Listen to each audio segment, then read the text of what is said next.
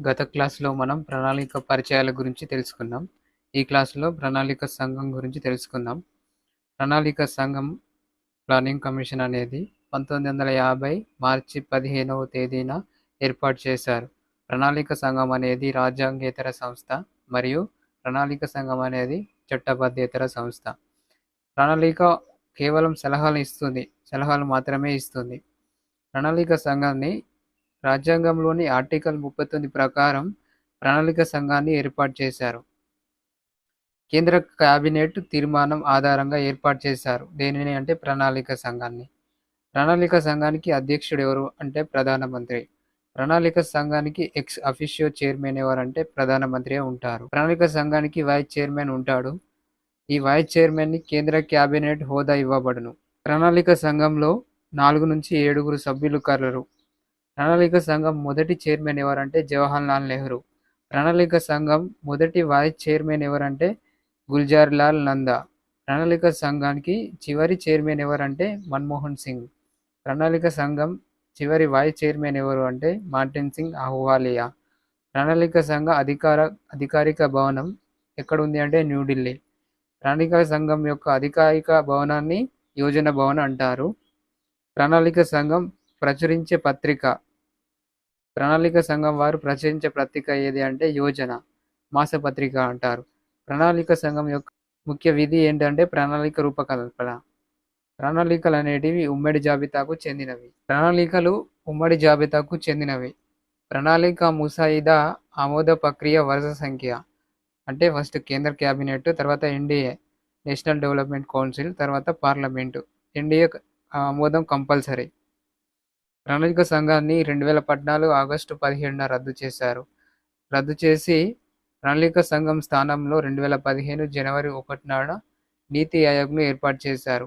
ప్రణాళిక సంఘం రద్దు చేయడానికి ముఖ్యంగా కారణాలు ఏంటి అంటే ప్రణాళిక సంఘంలో రాష్ట్రాల పాత్ర పరిమితంగా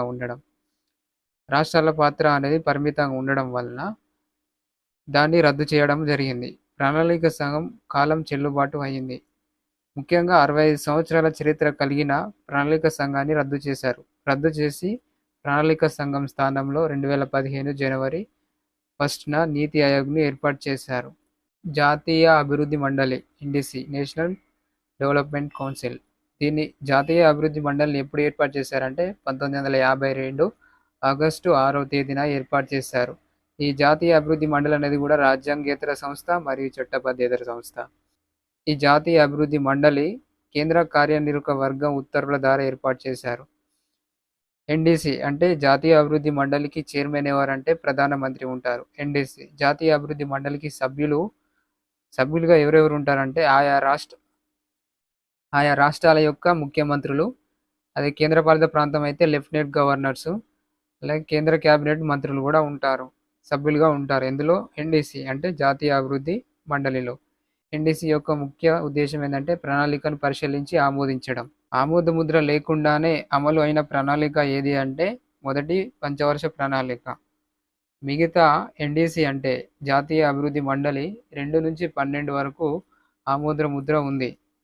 ప్రణాళిక సంఘం ఈ లక్ష్యాలు ఏంటంటే వ్యవసాయం మరియు నీటిపారుదల వ్యవస్థ, జాతీయ తలసరి ఆదాయాన్ని పెంచడం ద్వారా ప్రజల జీవన ప్రమాణాన్ని పెంచడం, అలాగే పునరావాసం కల్పించడం, ఆహార ధాన్యాల ఉత్పత్తిలో స్వయం సమృద్ధిని సాధించడం, ధరల యొక్క నియంత్రణ, ఆదాయం మరియు సంపదలో వ్యత్యాసాలను తగ్గించడం, ప్రాంతీయ అసమానతలను తగ్గించాలి. ఇవన్నీ ప్రణాళిక యొక్క లక్ష్యాలు. మళ్ళొకసారి చూద్దాం.